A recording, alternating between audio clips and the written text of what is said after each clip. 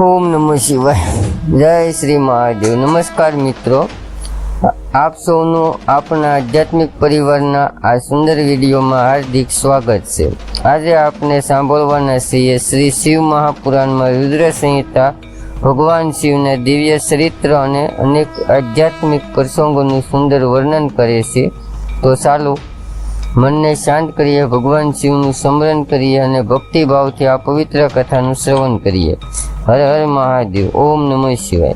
Video गमे तो like share और subscriber करवानुं भूलशो नहीं। चालो हवे शरू करिए श्री शिव महापुराण रुद्र संहिता सृष्टि उपख्यान खंड में अध्याय 14 शिव पूजन जुदा जुदा प्रकारों।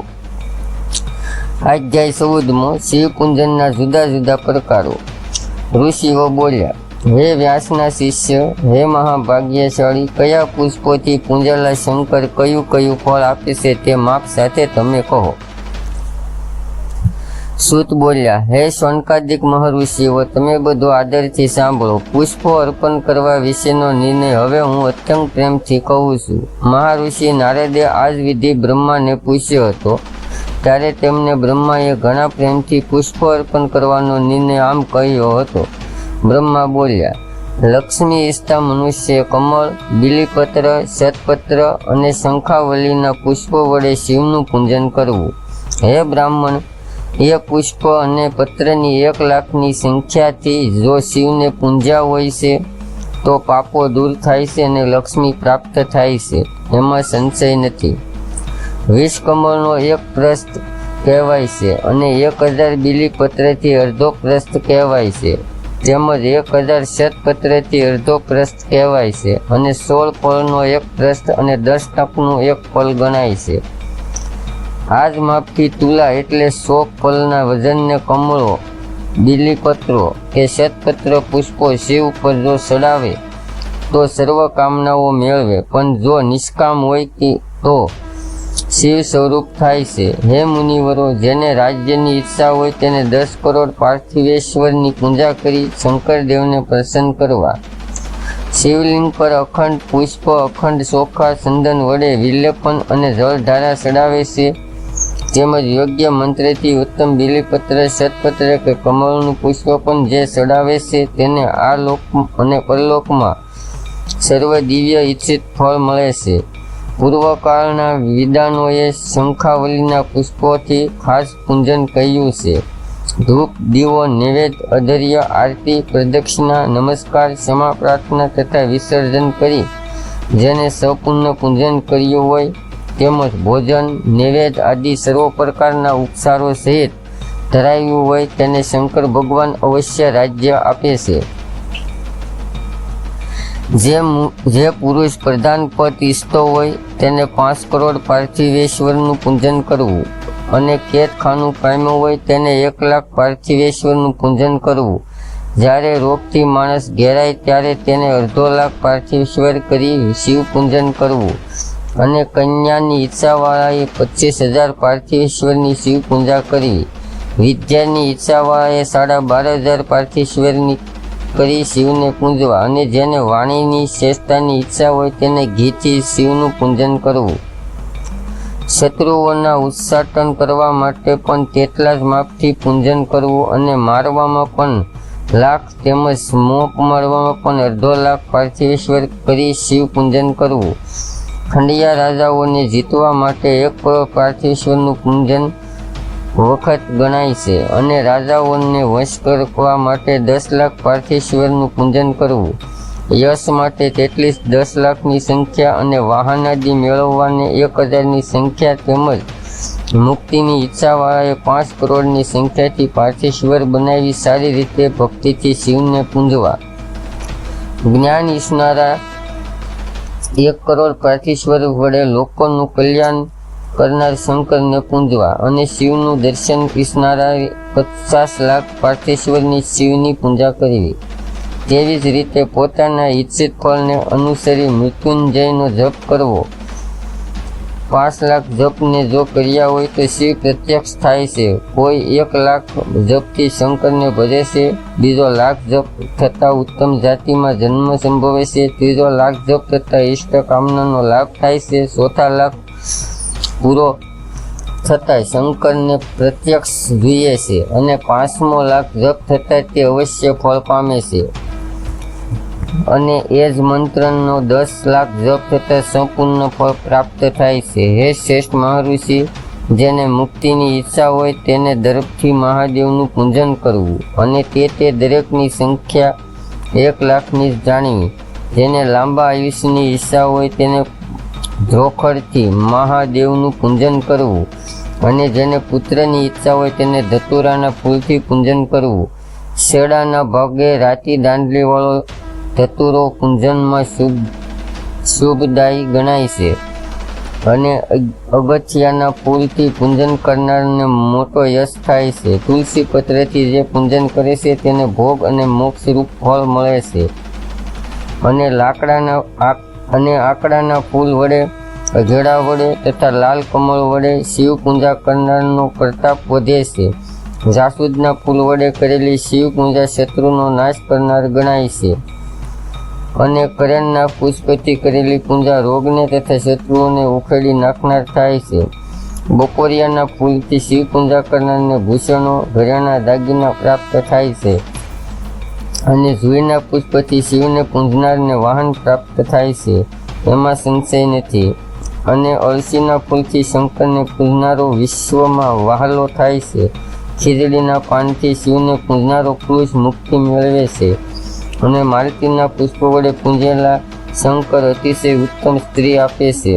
જુઈના ફૂલ વડે શિવ પૂજા કરનારાના ઘરમાં ધાન્ય કદી ખૂટતા નથી અને કરેણના પુષ્પો વડે શિવ પૂજા કરનાર મનુષ્યને ઉત્તમ વસ્ત્રો પ્રાપ્ત થાય છે. નપરના ફૂલ વડે શિવને પૂજનારનું મન લોકમાં પવિત્ર બને છે અને તે 1 લાખ બિલીપત્ર વડે શિવ પૂજા કરનારો સર્વ કામનાઓને મેળવે છે. શણગાર માટેના પુષ્પ હારોથી શિવની પૂજા કરનારના સુખ અને સંપત્તિ વધે છે અને તે ઋતુઓના પુષ્પ જો શિવને ચડાવ્યા હોય તો તે મુક્તિ આપનારા અવશ્ય થાય છે. રાયના પુષ્પો જો શિવને ચડાવ્યા હોય તો તે શત્રુઓને મૃત્યુ આપનાર થાય છે અને એ પુષ્પો જો 1 લાખ ચડાવ્યા હોય તો તેથી મોટું ફળ મળે છે. એવું એક પણ ફૂલ નથી કે જે શિવને પ્રિય ન હોય. સંપો અને કેવડો છોડી દઈ બીજા બધા પુષ્પો શિવને ચડાવવા. હવે શંકરના પૂજનમાં લેવાતા ધાન્યનું માપ અને ફળ હું તમને પ્રેમથી કહું છું, તેને હે ઉત્તમ તમે સાંભળો. હે બ્રાહ્મણ, શંકરના ઉપર સંપૂર્ણ ભક્તિથી અખંડ ચોખા ચડાવવાથી મનુષ્યને લક્ષ્મીની વૃદ્ધિ થાય છે. તેમનું માપ 6 પ્રસ્થ, 3 પ્રસ્થ, 1.5 પ્રસ્થ કે ફલ છે. તે 1 લાખના માપે કહેવાય છે. રુદ્રનું પ્રધાન સ્થાનને પૂજન કરી એક અતિ સુંદર વસ્ત્ર શિવ પર ચડાવવું અને તેના ઉપર ચોખા ચડાવવા તે વિધિ ઉત્તમ છે. તે પર એક શ્રીફળ ગંધ પુષ્પાદિ સાથે ચડાવી ધૂપાદિ કરીને પૂજનનું ફળ મેળવાય છે. તે પૂજન કરાવનાર બ્રાહ્મણને બ્રહ્મા જેના દેવ ગણાય છે એવા એક માસાભાર રૂપાની ગણતરીએ અથવા પોતાની શક્તિ પ્રમાણે દક્ષિણા દેવી. તેમાં 12ની સંખ્યામાં બ્રાહ્મણો જમાડવા. તેથી 1 લાખની પૂજા સંગોપાક મંત્ર સહિત સિદ્ધ થાય ગણાય છે. તેમાં મંત્ર વિશેનો વિધિ 108નો કહેલો છે. તેવી જ રીતે તલની 1 લાખ ફળની સંખ્યા શિવ પર ચડાવી મોટા પાપોનો નાશ કરે છે. 11 ફળથી 1 લાખનું માપ તેલમાં કહ્યું છે. હિત ઈચ્છનારે એ તલનો પૂજામાં પહેલાની પેઠે જ પૂજન કરવું. વળી એમાં માણસે બ્રાહ્મણોને પણ અવશ્ય જમાડવા. જેની મહાપાપ થયેલું દુઃખદ કાળ ચોક્કસ નાશ પામે છે. એ જ રીતે શિવને ઉદ્દેશી જવની પૂજા પણ 1 લાખની કહેલી છે. તેની પણ સંખ્યા 8 કે 7 પ્રસ્થી થાય છે. તેમાં 2 કલનું એ માપ જૂના કાળનું છે. જવથી શિવની પૂજા સ્વર્ગનું સુખ વધારનારી મુનિઓએ કહી છે. તેમાં ફળની ઈચ્છાવાળાઓએ પ્રજાપતિને ઉદ્દેશી બ્રાહ્મણોને જમાડવા જોઈએ. તે જ રીતે ઘઉંથી શિવનું પૂજન પણ ઉત્તમ છે. જો 1 લાખની સંખ્યાના ઘઉં વડે પૂજા કરી હોય તો સંતતિ વધે છે 8 શેર ઘઉં વડે 1 લાખની સંખ્યા થાય છે અને તેમ કરવું તે વિધિપૂર્વકનું છે. મગ વડે પૂજન થતાં મહાદેવ અવશ્ય સુખ આપે છે. 7 પ્રસ્થ અથવા અડધો પ્રસ્થ અને 2 પલ મગ વડે જ પૂર્વકાળના વિદ્વાનોએ 1 લાખ મગ કહેલ છે. તેમજ તેમાં 11 બ્રાહ્મણોને જમાડવા જોઈએ. કાંગ ધાન્ય વડે ધર્મના અધ્યક્ષ પરમાત્મા શિવનું પૂજન કરવાથી ધર્મ, અર્થ અને કામ વધે છે અને તે પૂજા સર્વ સુખને આપનારી થાય છે. તે કાંગના 1 પ્રસ્થ વજનથી 1 લાખની સંખ્યા પૂર્વકાળ વિદ્વાનોએ કહી છે અને તેમાં 12 બ્રાહ્મણોને જમાડવાનું કહેલું છે. રાયથી કરેલું શિવનું પૂજન શત્રુઓનું મૃત્યુ કરનાર થાય છે. 20 પલ સરસવથી 1 લાખ રાય થાય છે. તે દ્વારા પૂજન કરવાથી શત્રુનું મૃત્યુ કહેલું છે.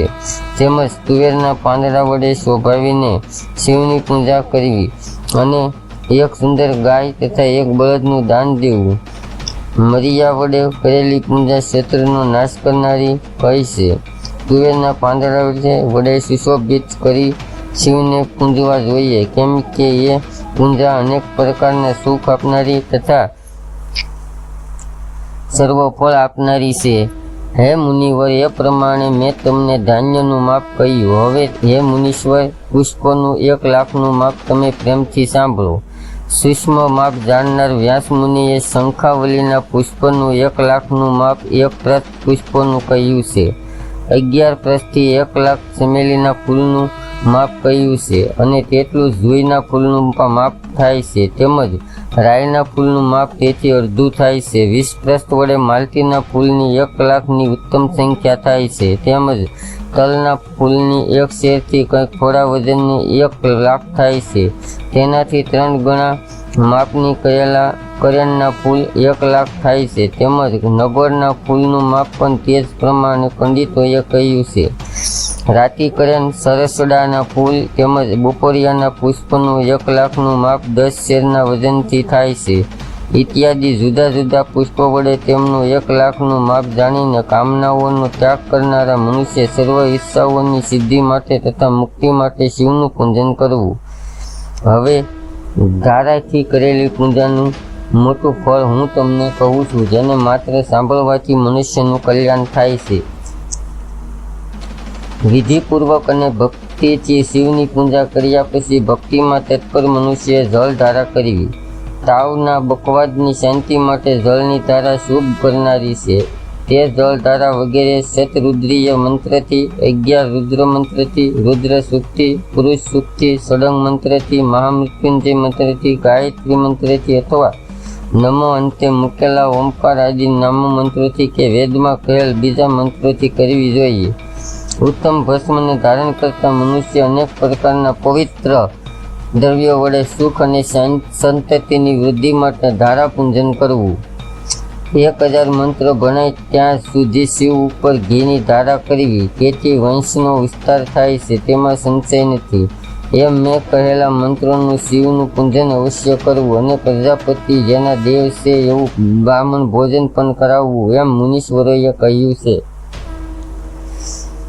જો બુદ્ધિની જડતા દૂર કરવી હોય તો સાકર નાખેલા દૂધની ધારા ખાસ કરવી. તેથી તેની બુદ્ધિ બૃહસ્પતિના જેવી ઉત્તમ થાય છે. જ્યાં સુધી મંત્રોની 10,000ની સંખ્યા ન થાય ત્યાં સુધી તે ધારા પૂજન ચાલુ રાખવું. જ્યારે કારણ વિના શરીરમાં કલેશ થાય, હર કોઈ ઠેકાણે પ્રેમ થાય, દુઃખ વધી વળે અને પોતાના ઘરમાં હંમેશા કજિયો થયા કરે, ત્યારે શિવ પર જો દૂધની ધારા કરવામાં આવે તો સર્વ દુઃખ નાશ પામે છે.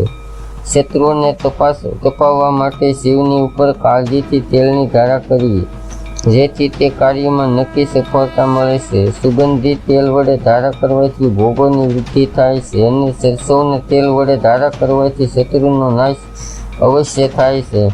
મધની ધારા વડે શિવ પૂજન કરવાથી યક્ષરાજનું પદ મળે છે અને શિવ ઉપર કરેલી શેરડીના રસની ધારા સર્વ પ્રકારનો આનંદ કરનારી થાય છે. ગંગાજળની ધારા ભોગ અને મોક્ષ રૂપ ફળને આપે છે. આ બધી ધારાઓ મૃત્યુંજયના મંત્રથી કરવા કહેલી છે. તેમાં 10,000ની સંખ્યાનું પ્રમાણ તેના વિધિપૂર્વક કરવું અને 11 11 બ્રાહ્મણોને ભોજન પણ કરાવું. હે મુનિવર, તમે મને જે પૂછ્યું હતું તે બધું મેં તમને કહ્યું. લોકમાં આજ સફળ અને સર્વ કામનાઓ તથા જીત કરનાર થાય છે. કાર્તિક સ્વામી અને પાર્વતી સહિત શિવનું ભક્તિથી વિધિ સાથે પૂજન કરીને મનુષ્ય જે ફળ મેળવે છે તે મેં જેવું સાંભળ્યું છે તે હું કહું છું. શિવનો તે ભક્ત આ લોકમાં પુત્ર પૌત્રાદિ સાથે બધા સુખો ભોગવીને તે પછી સર્વ સુખ આપનાર મહાદેવના લોકમાં જાય છે. ત્યાં કરોડો સૂર્ય જેવા પ્રકાશતા બધે ઈચ્છા પ્રમાણે જનારા અને રુદ્ર કન્યાઓથી વ્યાપ્ત વિમાનોમાં બેસી શિવ સ્વરૂપ બની ગીત અને વાજિંત્રો સાથે પ્રલયકાળ સુધી તે આનંદ કરે છે અને તે પછી અવિનાશી વિજ્ઞાનને પ્રાપ્ત કરી મોક્ષ પામે છે. શ્રી શિવ મહાપુરાણમાં બીજી રુદ્ર સંહિતામાં પ્રથમ ખંડમાં સૃષ્ટિના ઉપાખ્યાનમાં શિવ પૂજાની વિધિનું વર્ણન નામનો 14મો અધ્યાય સમાપ્ત.